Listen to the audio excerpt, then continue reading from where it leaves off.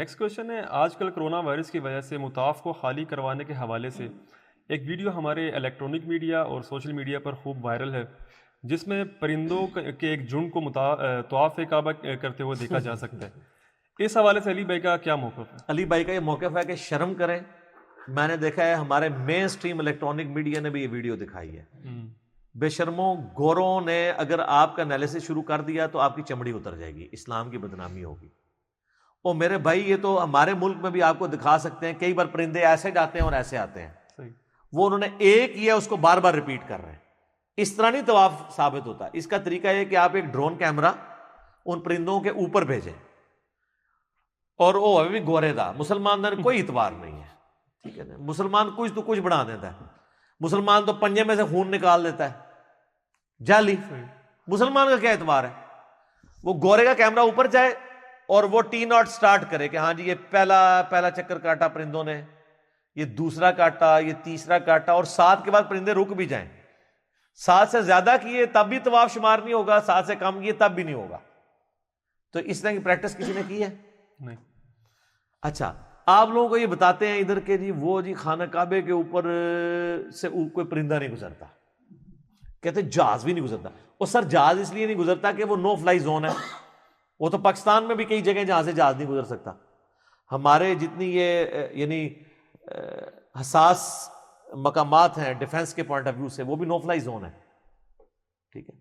تو جہاز کا اچھا پرندے گزرتے ہیں۔ سر میں نے غلاف کعبہ کے اوپر کبوتروں کو بیٹھے ہوئے دیکھے، آپ کہتے ہیں نہیں گزرتے، اس کے اوپر سے گزرتا ہے، کہتے ہیں گنبد خضرا پہ نہیں بیٹھتا۔ گنبد خضرا کی جو وہ اوپر والی سوئی کی ٹپ ہے، اس میں میں نے خود اپنی آنکھوں سے کئی بار دیکھا ہے، ویڈیو میں نہیں، وہاں جا کے۔ سر کہتے ہیں اوپر سے نہیں گزرتا اوپر۔ تو یہ بتائیں، یہ جو ہر سال 2 دفعہ غلاف کعبہ چینج ہوتا ہے، رجب کے مہینے میں اور محرم میں، وہ تو بوٹ لے کے فوجی اوپر چڑھے ہوئے ہوتے ہیں، وہ کو نہیں پھڑک جاندے؟ کہتے ہیں اوپر سے گزرے گستاخی، وہ ایتھے کہتے ہیں اینج جی پچھو گول آندے نے، اینج آ رہے ہوندے نے، اینج کر کے لنگ جاندے نے، گستاخی نہ ہو۔ سب کہانی ہے، جھوٹ ہے، کوئی طواف کعبہ نہیں کر رہے سر۔ وہ میں نے بھی دیکھا ہے، وہ ایک چھوٹی سی ویڈیو ہے، یوں گئے ہیں اور یوں آئے ہیں، وہ تو آپ کو یہاں بھی کئی جگہ نظر آ جائیں گے، یوں جا کے یوں آ گئے۔ وہ 7 چکر پورے کرائیں، اور وہ بھی آپ کو سائیڈ ویو سے نہیں دکھانا چاہیے۔ سائیڈ ویو میں تو یوں بھی جائیں نا تو آپ کو گول ہی نظر آئے گا، اوپر یوں آپ یوں نظر آ رہا ہو اور 7 چکر پورے ہو رہے ہوں، تو لوگ سبحان اللہ کر رہے ہوتے ہیں۔ یہ خدا کے لیے یہ حرکتیں چھوڑ دیں۔ آپ اس طرح کی چیزوں کو جب پریزنٹ کریں گے تو پھر گورا جو ہے نا آپ کے ساتھ ہاتھ کر دے گا۔ میں آپ کو بتاتا ہوں، سعودی حکومت کم از کم اس لحاظ سے میں نے دیکھا تھوڑی سی سائنٹیفک ہے۔ یوٹیوب کے اوپر ایک ویڈیو رکھی ہے کچھ سال پہلے، یہ جو پائپ لائنز آ رہی تھی نا زمزم کے واٹر کی، وہ جگہ جگہ سے ڈیمیج تھی، تو اس میں سیوریج کا پانی مل گیا تھا۔ تو انہوں نے باقاعدہ سائنٹسٹ کو بلا کے اس پانی کے نمونے لیے، تو کنٹامینیٹڈ واٹر تھا وہ، ٹھیک ہے۔ تو پھر سعودی حکومت نے اس کو ریپیئر کروایا۔ ان کا جی یہ زمزم پی کے تو لوگ بیمار ہوں گے۔ اب مجھے بتائیں، یہاں کسی مسلمان کو بتایا جائے، یہاں تو مسلمان کا یہ عقیدہ ہے کہ ایک زمزم کا قطرہ عام پانی میں ڈال دو نا تو وہ زمزم بن جاتا ہے۔ تو وہ یہ مانے گا کہ گٹر کا ایک قطرہ زمزم میں شامل ہو جائے تو وہ زمزم کو کنٹامینیٹڈ اور بیماریوں والا کر دے گا؟ نہیں مانیں گے، وہ کہیں گے وہ تو خود پاک ہو جائے گا۔ ہاں سر، دنیا کو اللہ نے فزیکل فینامنا کے ساتھ جوڑا ہے، اور اس سے بڑھ کے وہ کہیں گے یہ کس طرح ہو سکتا ہے کہ ایک جو گندا پانی اس کی بجال کے زمزم میں شامل ہو جائے۔ یہاں اگر کسی کو کہا جائے نا کہ زمزم کے ساتھ کسی نے استنجا کیا ہے، میں وہ لفظ نہیں بولنا چاہتا، وہ اس کے ساتھ وہ کر دیں گے، آپ سمجھ گئے ہوں گے اشارے کے ساتھ، یہی کریں گے نا۔ تو سر یہ جب مکے میں تو پانی زمزم ہوتا تھا، لوگ اس کو استنجے کے لیے بھی استعمال کرتے تھے، پینے کے لیے بھی استعمال کرتے تھے، ہنڈیا کے لیے بھی استعمال کرتے تھے۔ یہ تو اب ہے نا کہ انہوں نے، ان کے پاس ٹیکنالوجی آئی ہے، سمندر کا پانی نکال کے وہ یہ کرتے ہیں، ٹھیک ہے۔ تو اس میں کوئی زمزم کی بے رغبتی نہیں ہو جانی ہے، یہ اللہ تعالیٰ کی طرف سے ایک نعمت ہے۔ پانی یعنی پانی جو ہے وہ ہے اس لیے ہے کہ وہ استعمال کیا جائے انسانیت کی فلاح کے لیے، اس لیے تو نہیں ہے کہ آپ انسانیت کو مصیبت میں ڈال دیں اس کی وجہ سے۔ باقی اس کے فضائل و برکات اپنی جگہ ہے، وہ ہم انکاری نہیں ہے، لیکن یہ یاد رکھیے گا سائنٹیفک چیزوں کو بھی اڈاپٹ کرنے کی ضرورت ہے۔ یہ وقتاً فوقتاً سعودی حکومت بہت اچھا کام کرتی ہے کہ وہ پانی کو چیک کرواتی ہے، کنٹامینیٹڈ واٹر نہ ہو، الٹا یہ نہ ہو کہ زمزم آپ صحت کے لیے پی رہے ہو اور وہ بیماریاں اس میں جا رہی ہوں۔ یہاں تو آپ کو کہانی کرائی ہے جی خالد بن ولید نے بسم اللہ پڑھ کے زہر کھا لیا، کچھ نہیں ہوا، ٹھیک ہے، کہانی ہے، جھوٹ ہے۔ بخاری میں موجود ہے حضور علیہ السلام کی جب یہودیوں نے دعوت کی ہے تو صحابہ کرام نے ساتھ بیٹھ کے وہ زہر والا کھانا کھایا، حضور کی بھی زبان پہ تھا تو وہ نوالا بول پڑا، تو آپ علیہ السلام کو تو خیر اس وقت بچت ہوگی، کئی صحابہ شہید ہو گئے اس کے اندر، انہوں نے بغیر بسم اللہ کے پڑھ کے کھایا تھا۔ اور جناب امام بخاری نے باب باندھا ہے کہ کوئی شخص زہر والا کھانا نہیں کھا سکتا، اور نیچے وہ حدیث لے کے آئے ہیں کہ نبی علیہ السلام نے فرمایا کہ جس شخص نے زہر کا کھانا کھا کے خودکشی کی، یا پیٹ میں چھرا مار کے خودکشی کی، یا اپنی رگ کاٹ کے خودکشی کی، تو قیامت والے دن دوزخ میں اس پہ وہی عذاب مسلط کیا جائے گا۔ امام بخاری نے اس سے یہ رزلٹ نکالا ہے کہ زہر نہیں کھایا جا سکتا۔ سر یہ بسم اللہ پڑھ کے وہ پچھلے دنوں ایک بھائی کی بھی بات کر رہے ہیں جی، اس نے وہ مناظرہ جیت لیا عیسائیوں سے جی، وہ زہر اس نے کھا لیا، بعد میں لیبارٹری میں تسی منہ دسا شعیب بھائی، میں کہ یار شعیب بھائی تواڈے ورگا پڑھا لکھا بندہ یہ گلاں کر رہا ہے، نہیں شیئر کر رہا تھا میں ایک، ٹھیک ہے، میں نے جسٹ شیئر کی تھی کہ اس شیئر طرح کیا واقعہ تھا، ہوا۔ تو میں نے اس وقت کہا یہ کہانی ہے میرے بھائی، لے آؤ کوئی اولیاء اللہ، بسم اللہ پڑھ کے زہر نہیں کھوانا انہوں، نہ نہ نہ، اس کو ہم نے کہنا کہ اپنی مبارک انگلیاں ساکٹ شریف میں داخل کریں اور ننگے فرش پہ کھڑا ہو، میں تکنا تواڈے تے کیڑی بسم اللہ اثر کرتی ہے۔ ناگہانی آفتیں ٹلتی ہیں، جو آپ خود اپنے اوپر آفت طاری کرتے ہیں نا وہ وظائف سے نہیں ٹلتی ہے۔ ایک بندہ جی جو 6-7 اجوا کھجوریں کھائے اور جا کے کوبرے کے منہ میں ہاتھ دے دے، نہیں بچے گا، اس طرح نہیں ہوتا۔ یہ سب چیزیں ناگہانی آفات ہیں، جب اپنے اوپر آپ طاری کریں گے یا اللہ نے آپ کی تقدیر میں لکھی ہے وہ بھی نہیں ٹلنی۔ سر نبی علیہ السلام تو غزوہ احد میں اتنی دعائیں پڑھ کے اور زرہ پہن کے نکلے تھے، تب بھی 4 دانت شہید ہو گئے تھے، بغیر دعاؤں کے نکلے تھے۔ وہ جو آزمائش آنی ہے وہ تو آ جانی ہے۔ وَلَنَبْلُوَنَّكُمْ بِشَيْءٍ مِّنَ الْخَوْفِ وَالْجُوعِ وَنَقْصٍ مِّنَ الْأَمْوَالِ وَالْأَنفُسِ وَالثَّمَرَاتِ۔ اور یہ کہہ رہے ہیں طواف کعبہ رکا ہے تو وہ جناب پرندوں نے شروع کر دیا ہے۔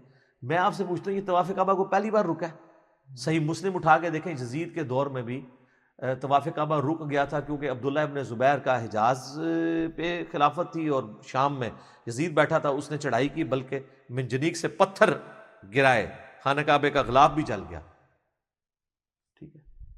تو دنیا بقدر ایفٹ ہے، وہ ابرا کا لشکر ایک ہی دفعہ تباہ ہوا ہے۔ بخاری مسلم میں حدیث ہے قرب قیامت میں ایک پتلی ٹانگوں والا حبشی کعبے کی اینٹ سے اینٹ بجا دے گا، اور یہ کچھ سال پہلے کرین بھی تو کعبے میں گری تھی۔ یہ دنیا بقدر ایفٹ ہے، اس میں اللہ کو نہیں آپ ڈالیں گے۔ ویسے وہ کرین گرنے سے جو ہے نا وہ غیر اللہ کے ماننے والے بڑے خوش ہوئے تھے، کیونکہ ان دنوں ان کے مزارات کے اوپر بم پھٹ رہے تھے، وہ کہتے ہیں شکر ہوتے بھی کچھ ایڈ کی ہے، کیونکہ لوگ ان کو کہتے تھے یار ولی کو نہیں کہتے، وہ کہتے ہیں اللہ نے بھی تو نہیں کی تھی۔ سر اللہ کے بارے میں ہمارا کبھی دعویٰ ہی نہیں ہے کہ اللہ تعالیٰ نے کعبے کی حفاظت کرنی ہے، ورنہ تو یزید کے دور میں ہوا ہے، صحیح مسلم میں آتا ہے۔ اس کے بعد پھر عبد الملک بن مروان کے دور میں جب عبداللہ بن زبیر کو شہید کیا حجاج ابن یوسف نے، اس نے بھی خانہ کعبہ کے اوپر چڑھائی کی تھی، اس میں بھی ڈیمیج ہوا تھا، طواف کعبہ رک گیا تھا۔ یہ مسلم شریف ہے، مولانا شریف نہیں، کہانی شریف نہیں۔ تو اللہ تعالیٰ نے تو آپ کے ذمہ لگائی ہوئی یہ بات۔ اللہ تعالیٰ نے ابراہیم کے لیے ایک ہی دفعہ آگ ٹھنڈی کی ہے، رومن امپائر کی جنگوں میں، بیٹل فیلڈز میں صحابہ کو تیل کے کڑاؤں میں جلایا گیا ہے، وہ تو جل گئے۔ جو اللہ کا شیر ہے حمزہ ابن عبد المطلب، اس کی تو لاش کا مسئلہ ہوا ہے۔ یہ آپ نے وہ جی کفن میلا نہیں ہوتا کہانی بنائی ہوئی ہے، تو یہ کہانیاں چھوڑ دیں، اس طرح کی کہانیوں کے اندر کچھ نہیں ہے۔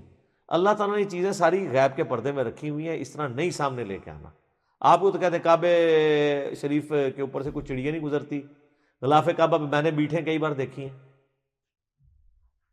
اور کئی پاکستانیوں نے وہ چھوٹی کینچیاں رکھی ہوئی ہیں، وہ اس کو ٹک مار کے بھی چلے جاتے ہیں، وہ برکت کے لیے لے آتے ہیں، تو ان کی کینچی کیوں نہیں کھنڈی ہو جاتی، وہ ٹک مار رہے ہوتے ہیں۔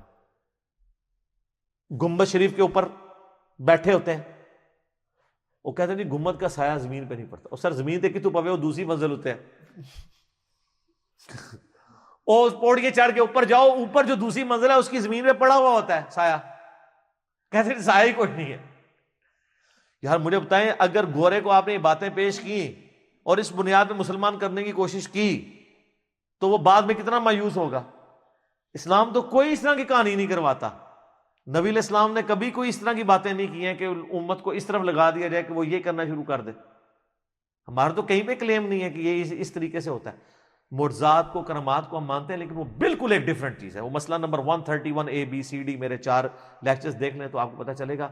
لہٰذا جن ٹی وی چینلز نے یہ چیزیں چلائی ہیں، اللہ کا خوف کریں، اپنی ریٹنگ کے لیے یہ نہ کریں. ویسے بیچارے کچھ تو ویسے ہی دین سے ہی نابلد ہے, ان کو ویڈیو ملی انہوں نے پکڑ کے چلا دی, ٹھیک ہے, پودر وہ بعد ان کو یہ نہیں پتا کہ اس کا رزلٹ کیا نکلنا ہے. اور میں آپ کو بتاؤں, میں یہ تکبر کے طور پہ نہیں کہہ رہا, میں اللہ تعالیٰ کا شکر ادا کرتے ہوئے کہہ رہا ہوں, اس پلیٹ فارم نے آپ کی آنے والی نسلوں کو ایتھیسٹ اور سیکولر ہونے سے بچا لیا ہے. وہ دین کا جو آپ نے چہرہ پیش کیا تھا نا, انہوں نے پوری پوری انجینئرنگ کر دینی تھی. وہ یار ہمارے چھوٹے چھوٹے بچے ہیں, وہ ہم سے سوال کرتے ہیں کہ یہ بابا کیسے ہو گیا, تو کہتا ہوں بابا بیٹا یہ کہانی ہے. ہاں ایک گل ہے کہ تھوڑے بابا جو اتنی عمر دا سی نا, وہ چڈو ہی سی. میں نے آپ کو بتایا نہیں ہے کہ میں اپنے بیٹے کو ایک جگہ تبلیغی مرکز میں ہم زور کی نماز کے بعد بیٹھے ہوئے, تو وہ بائی چانس میری بدقسمتی یا خوش قسمتی کہہ لیں, تو وہ جب تعلیم سن رہے اس میں وہ آیا جناب کہ ایک بزرگ تھے روزانہ 3 قرآن پڑھتے تھے, دوسرے کا آیا جناب وہ روزانہ رات کو 8 قرآن پڑھتے تھے. تو وہ باہر جب میں نکلا, میں نے کہا میرے بچوں درس کیسا تھا؟ کہتے ہیں درس تو بابا اچھا تھا, لیکن یہ روزانہ 8 قرآن کون کیسے کوئی پڑھ سکتا ہے؟ اب میں سوچ رہا تھا کہ اس بچے کی جگہ میں ہوتا اور میری جگہ میرے والد صاحب ہوتے, ان کا ایسے بیٹا کرامت ہے. ٹھیک ہے, تو یہ تو جعلی چیز ہے. صحیح مسلم میں حدیث ہے, نبی علیہ السلام فرمایا تم میں سے کس کی استطاعت ہے کہ 1/3 قرآن ایک رات میں پڑھ لے؟ صحابہ نے کہا یا رسول اللہ یہ کون کر سکتا ہے؟ یہ تو اولیاء اللہ ہی کر سکتے ہیں, اسی تو چھڑے سے آپ ہی ہیں انورٹڈ کاما میں. تو آپ فرمایا سورہ اخلاص پڑھ لو 1/3 قرآن کے برابر.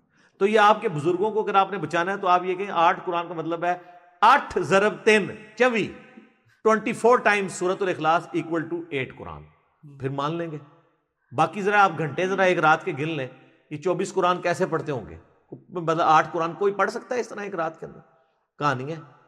پھر وہ کہتے ہیں جی ایک نماز پڑھتے تھے بیت اللہ میں, دوسری بیت المقدس میں, تیسری مسجد نبوی میں. ہم کہتے ہیں جی صحیح مسلم میں بنو سلمہ نے ارادہ کیا کہ گاؤں سے شہر مدینہ میں شفٹ ہوں, کیونکہ ہمیں اتنی دور سے آتے ہوئے تردد ہوتا ہے. تو نبی علیہ السلام نے فرمایا کہ ہر قدم پہ نیکیاں ملتی ہیں, تم واپس چلے جاؤ. تو وہ واپس چلے گئے. انہوں نے تو نہیں کہا کہ یا رسول اللہ ٹھیک ہے پھر ہم اڑ کے آ جایا کریں گے بجائے گھر شفٹ کرنے کے. تو تسی کہتے بزرگ اڑ لیندے نے, سب کہانی ہے. تو اس کے اوپر اگر میں آپ لوگوں کو معصومانہ انداز میں صرف اتنا ہی عرض کروں کہ مرنے سے پہلے اے مسلمان کر لے اس پہ غور, کتابوں کا خدا اور ہے, بابوں کا خدا اور. یہ بابے جس خدا کا تعارف کروا کے گئے ہیں وہ نہیں ہے جو کتابوں کے ذریعے ہوا ہے. ان بابوں کو مانو جو کتابوں کو مانتے ہیں.